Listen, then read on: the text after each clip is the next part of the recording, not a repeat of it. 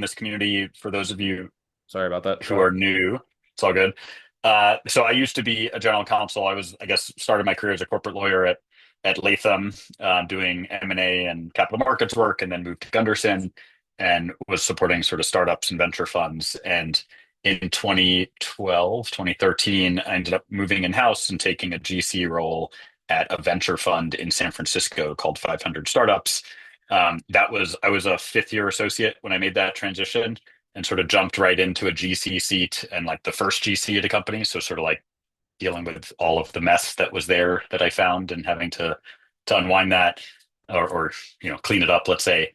I spent about 2 years there and then moved to another fund called First Mark Capital in New York, which is like a Series A stage venture fund and sort of second GC role, but also a company that had had a GC before, so a little bit of a different start. But that was 2015. I think what I had found in my journey of like this role to jumping from a law firm to in-house, like it was a very steep learning curve. I think, going from being pretty siloed as a corporate lawyer dealing with like, some set of issues to suddenly being in-house and having to deal with a million different things like employment type stuff that comes up or IP or tax or, any number of these types of things that I had not dealt with before and would often just, loop in specialists at the firm. Like that was kind of an eye-opening moment to me. So I'd met my co-founder Kieran, who is the GC of a Series A fintech company called Seed Invest in New York, and we were both just talking about this transition and how challenging that is, and really both being in venture, like high growth venture backed startups and venture funds and the unique issues with that and the board dynamics and all of that type of stuff. So we started to get together and just bring people together into small dinners in New York where we were both based at the time and seemed to really resonate and really just tried to create a place where we could have trusted conversations. Like people could come and actually like share real issues and get real advice and not some of the Instagram type everything's okay and I have this all under control. So I think that was really helpful for many of us, and that has continued to sort of like be the ethos of this community as we've expanded. Now, we have about 4,000 lawyers in the L suite, have a GC community, deputy GC community, but really stay true to that idea of like this is a peer-to-peer community about general counsels helping each other be better and improve in their job. So anyway, happy to go into more on that, but really want to kick it back to William and Suk. Awesome. Thanks, Greg. Suk, are you ready for a few questions that we have for you? Absolutely. Awesome. So I think maybe just a good starting point would be to hear about just your legal background, how long you've been a member, and how long you've been a member of L Suite for. Yes. So I'm currently general counsel at Zapier, and I've been here for about 5 years. And prior to that, I've been general counsel at two other tech companies. Um, and I can't remember the exact year, but I've been a member of L Suite before that Tech GC pretty early on. I right now am in Florida. Zapier is an all remote company. And before that, I was in Portland, Oregon. And so, good tech community, but not huge. And so it was really wonderful. And kind of, for both the companies, I was one of the first hires, if not the first hire as the GC. And so I really, having the additional GC community was super helpful, just to, to exchange notes, to have conversation, kind of like Greg is saying, is, there was a lot of opportunities to talk about and share kind of what people are concerned about and how they're addressing it.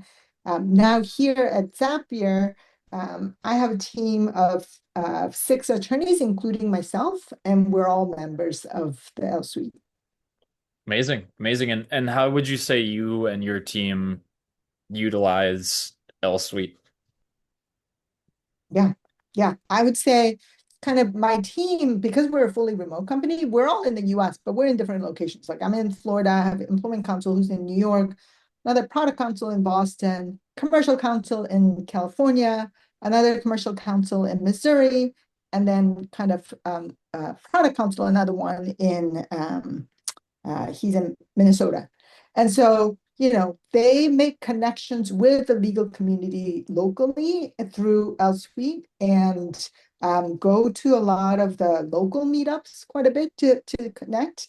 We also participate in a lot of the webinars that, we all have CLE requirements, and getting those credits through L Suite has been incredibly helpful for us, both participating, speaking, or going to the in-person events, as well as online ones. Really great.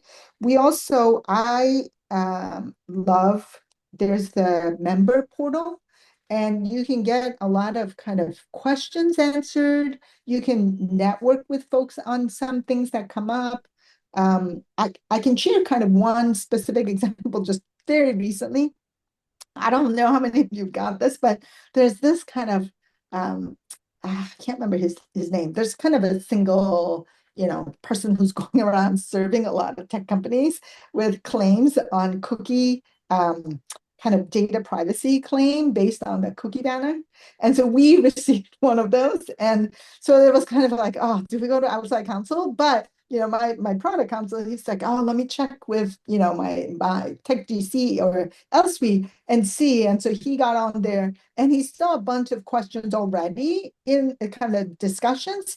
And then he saw, oh, actually, there's a small group that's coming together. This was, I feel like a couple of months ago in a week. And so we're going to have a chat about it. And so he then joined that call. And it was really helpful because then he heard from other kind of deputy GCs or other counsels in tech companies or other companies, not even just tech companies, other companies basically have received and how they responded to it and what was successful, what wasn't.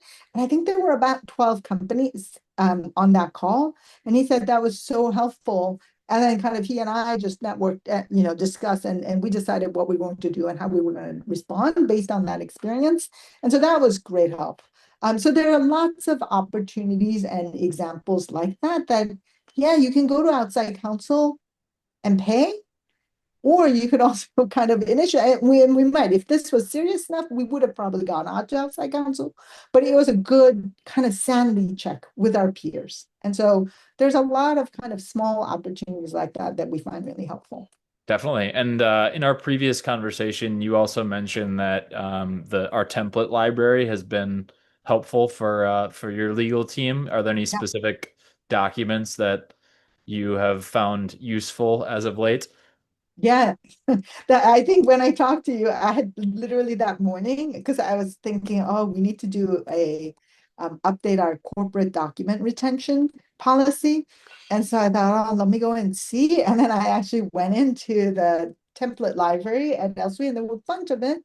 And then in that process, I also noticed there were other templates that I thought, policy templates. I thought, oh, I think we haven't refreshed this one in a while. Let me take a look at some other comparable ones. And then so I just pulled a bunch of them and then posted on my legal team Slack, like, hey, so-and-so, go take this template and see it against kind of what we have. And so there's kind of lots of opportunities for template as well. And we also share ours, and kind of, post it onto L Suite as well. Awesome. Yeah, and maybe transitioning a little bit. How's your experience been at L Suite events generally, would you say? And then I think in our previous conversation, you just mentioned the quick phone calls on trending topics have been specifically helpful. So any specific stories there that you'd be willing to share? Yeah, there's kind of, the network I get in when I go and meet other GCs is super helpful. There's something about, I feel like there's something about the ACC community. I've gone to those couple of times a while back. I also been to the IAPP conferences as well. And there's a really, for me, very different flavor to the tech GC ones. They seem a lot more open, and people are a lot more willing to kind of be very upfront about the things that impact them and how they're making their decisions, and the kind of the connections you have, it kind of go into additional networks as well. Like I'll give you an example. I was just in the New York conference up in New York for the L3 conference for kind of senior GCs, and there was a small group conversation on kind of different AI transformation work that people are doing. There was one GC from another company who wanted to know about actually Zapier for kind of what we do. And so we ended up just as a follow-up doing a kind of not a workshop, but kind of like, hey, this is the kind of what we use in Zapier with her legal team. And, there were 10 people on her legal team, and we were just showing, sharing ideas. And so those kind of impromptu things happen all the time. Another example, there were a bunch of questions, kind of our CFO at Zapier. We're a private company. And so there were a bunch of these kind of our employees and folks were asking about, hey, we're getting approached by these companies that want to, lend us money and finance your stock options as collateral. And so I didn't really know anything about that. Again, I could have gone to outside counsel, but elsewhere there were lots of companies also who had that experience. And so there was a bunch of information there. And then there was a couple of them who were looking at a couple of the solutions. And so that I just DM'd the GCs who had posted and said, hey, I'm looking into this. Do you mind hopping onto a call because I have a couple of questions? And I did. And those were really helpful conversations. And I get those pings off, sometimes as well, based on my responses. And I'm happy to pick up the phone and talk to any one who reaches out in that community as well. Wonderful.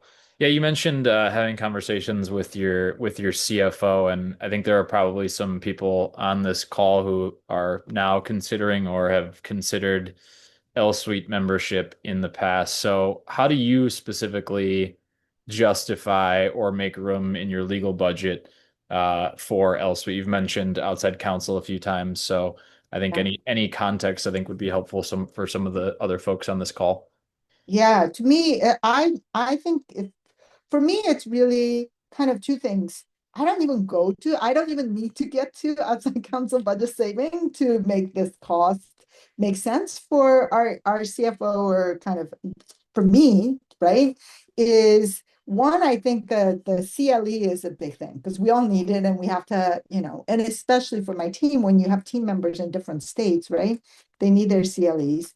And I think it's really good for legal teams, in-house legal teams, to connect with other in-house legal teams. And that networking, I think it's really valuable for career development, for just kind of, growth and maturity of our team members. And so I think there's a lot to be said for kind of, uh, especially in-house teams that are not huge, right?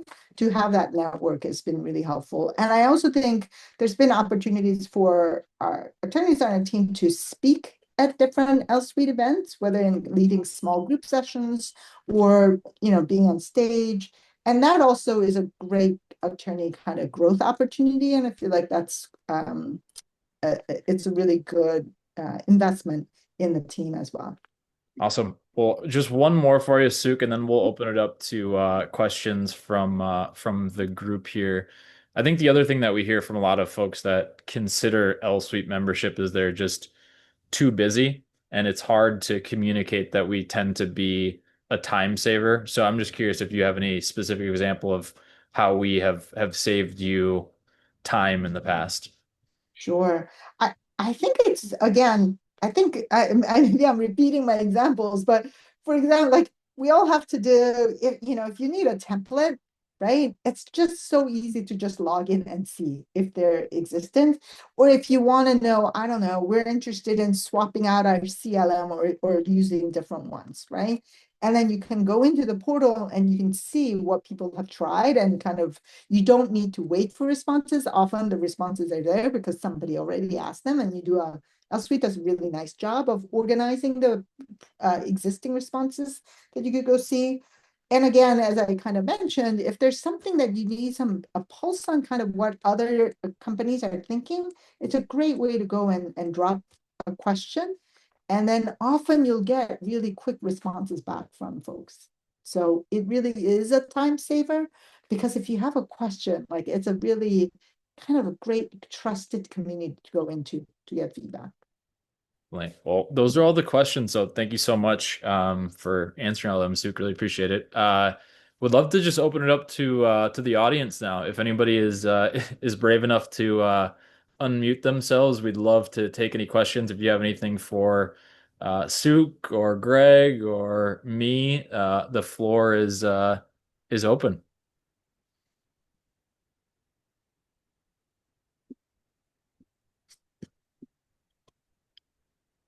Well, it's super quiet, so I guess I'll jump in there. Hello, Thank you. everyone. Thank you. My name is Kimberly Gotzi. I'm General Counsel for Second Nature.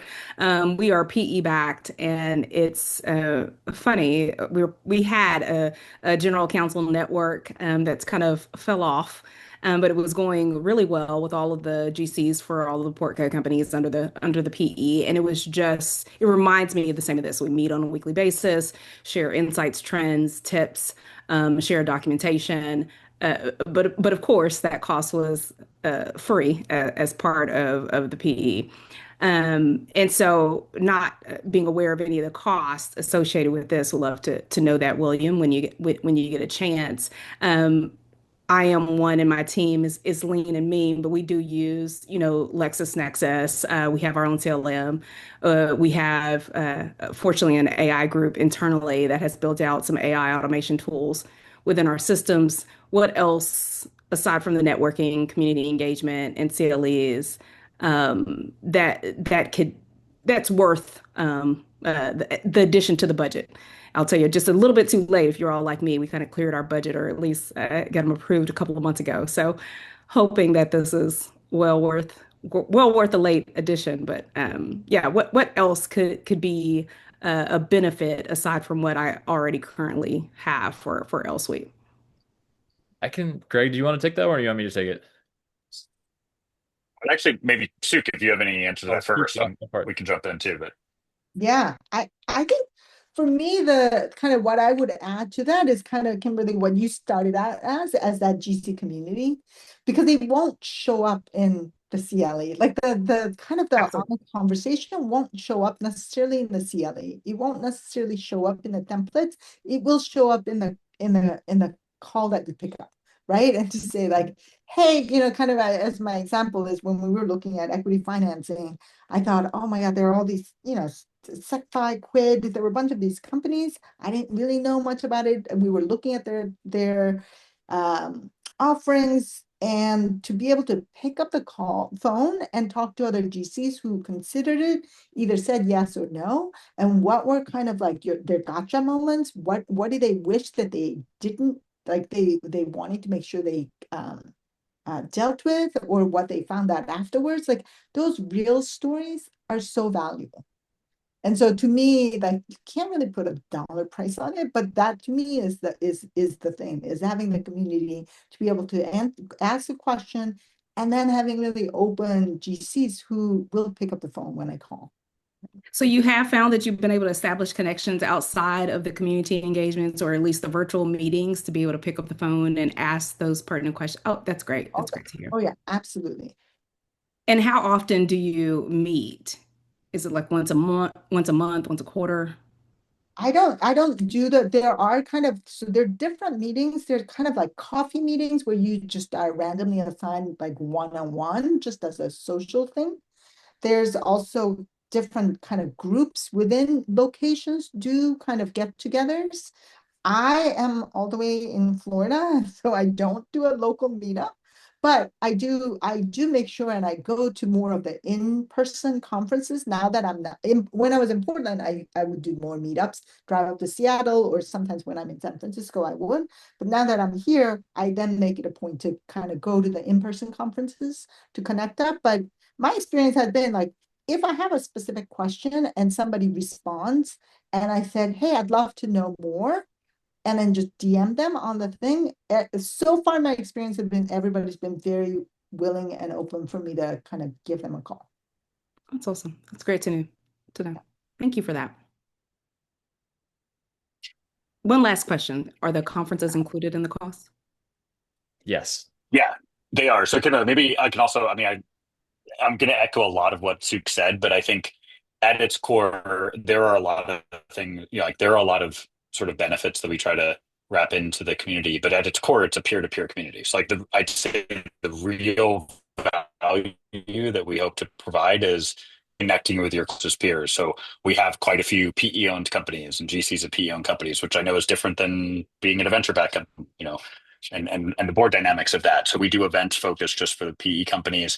I think you'll find, or hopefully, I'm not sure what your prior community is like, but hopefully like people are sharing lots of information there. There's also though that element. When I was at FirstMark, we ran lots of communities for our portfolio companies, but like they're inherently limited by that's some small segment of portfolio companies, and like that's not the broader ecosystem. Whereas this is, I'd say a pretty good subsegment of the broad tech ecosystem, and how people are dealing with that. So I think Sue brought up the idea of the cookie consent claims and all that. Like that type of stuff comes up quite a bit, and you see it everything from like the everyday type issues like that to SVB is collapsing, what are we doing about this, how are you handling that? Like that was a crazy weekend with lots of events and people gathering and trying to figure that out together, or COVID, all that type of stuff. um, our model, though, everything's included with membership. Just like so, it is $3,000 a year to be a member as a general counsel. That includes we run probably about 400 events for the legal community a year, and all of those events are included. So some of those are local dinners, some of those are conferences.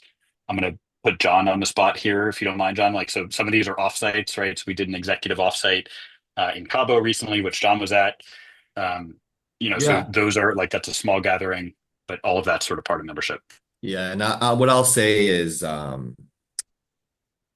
it was by far the best conference I've ever been to, right? Part of it had to do with who attended. And it's, as Greg said, all of my peers that there are about 50 of us, right, Greg? I mean, I want to say of the 50 of us, the vast majority of people were dealing with the exact same issues at the exact same time. And the value of being in a place like Cabo, it doesn't have to be Cabo, it can be anywhere, but the value of being in a place with like-minded folks in like-minded situations, talking about topics that are affecting all of us deeply was phenomenal, right? So to me, the biggest value of the L suite, like Greg mentioned and like Suk mentioned, it's the people and it's the quality of people. How we all found each other through what Greg and what they built is incredible. And I'm not exactly sure what the secret sauce was in terms of getting us all together or reaching out to the like-minded folks that are all dealing with very similar problems. I mean, it's just, I can't say enough about it. Now, Suk, my question for you, the reason why I'm on this call is I was also a very early member of Tech GC, and then now a member of L Suite more recently because I took a break. I have no problem convincing my CEO and my CFO that this is valuable for me. No problem. They understand it. They see the value in it. I have a team of 8 other attorneys here in America. And my challenge right now is trying to convince my CFO that they will also get a lot of benefit from being a part of the Deputy L Suite community. And I'm having trouble because I'm in the DRAM and flash industry, and if you guys are aware of the news, it's going to be a very tumultuous year for us coming up. So I'm trying to fit this into our budget. We have ACC membership for everybody, although I'm considering, making room for L Suite by getting rid of the ACC membership. So that's really my challenge. And what I found interesting about this call, Suk, is that you have every single one of your remote councils as part of the deputy community. So I'm just curious to get your thoughts on how valuable it's been for them, because I understand the value for you 100%. Yeah, I just wrote it in. We actually don't have ACC membership. It is something that we talked about it internally, and we said this. I kind of when I started, I already was an L Suite member, and kind of when I started hiring, I would have that. I don't force it, right? It's like, hey, here are different kind of things. Here's the reason why I think L Suite is amazing, and kind of like we're not going to necessarily have budget for both ACC or L Suite, and Right. so for us, the L Suite I thought L Suite made so much more sense.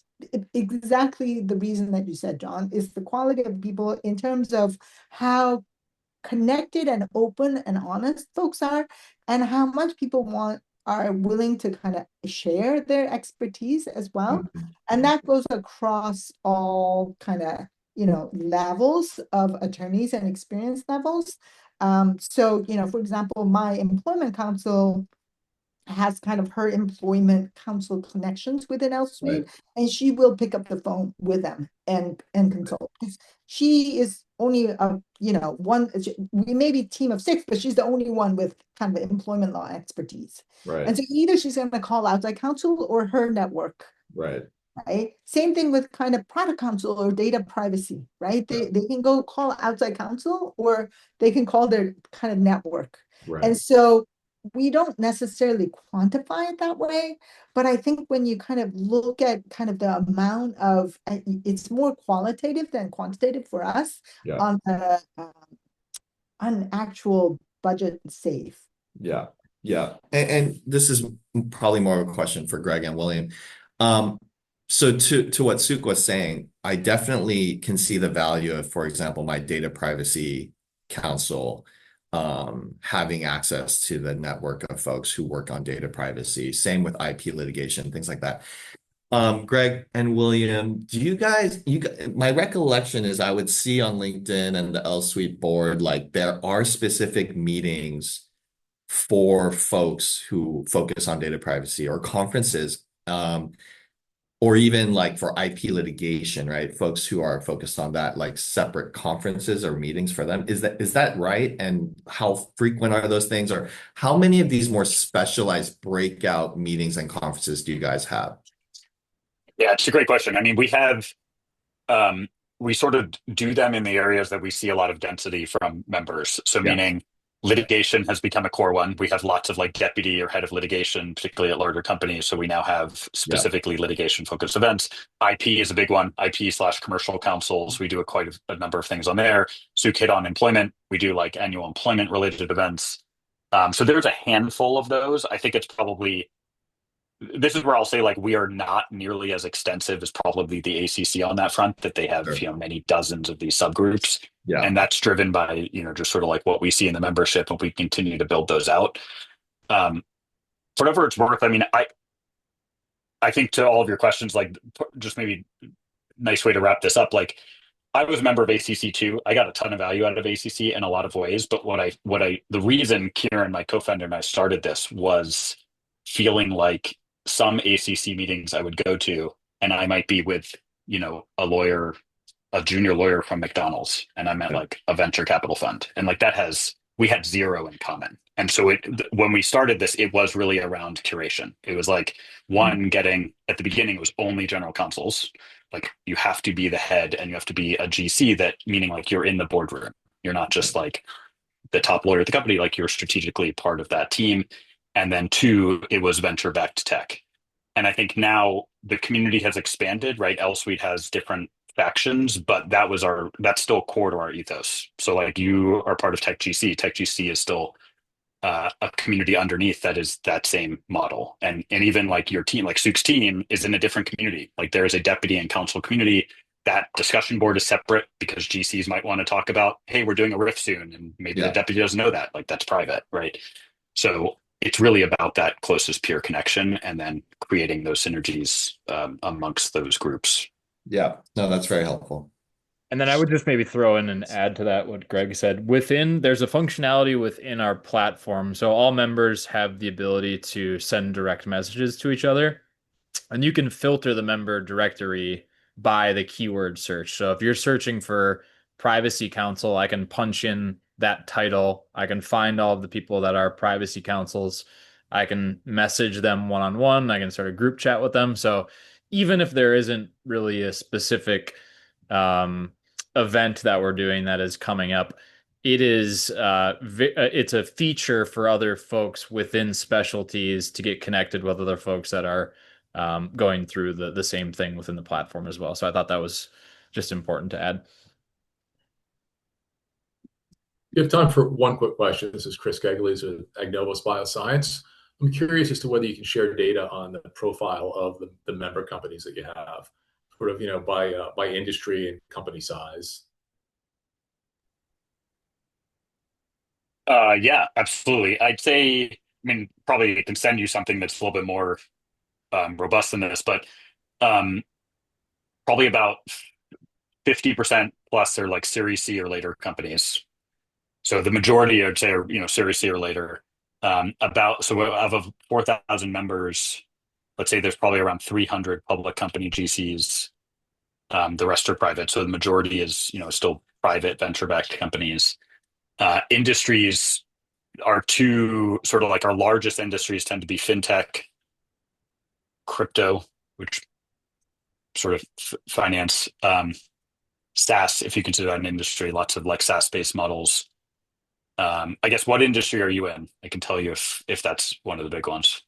So, I mean, we're considered a medical technology company, but we're pretty similar to medical device or biotech or pharma in terms of the Yeah. type of legal issues that we face.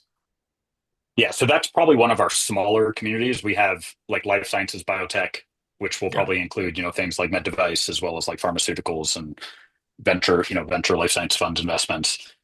So I don't know. William and I can circle up after that and take a look to at least give you like more specific data on that.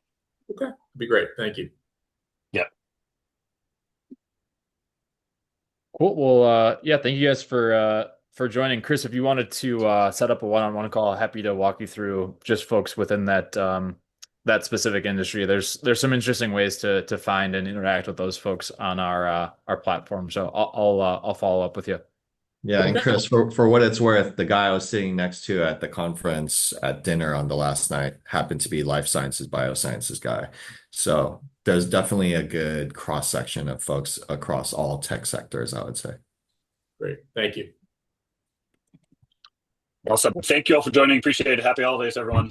Thanks, everybody.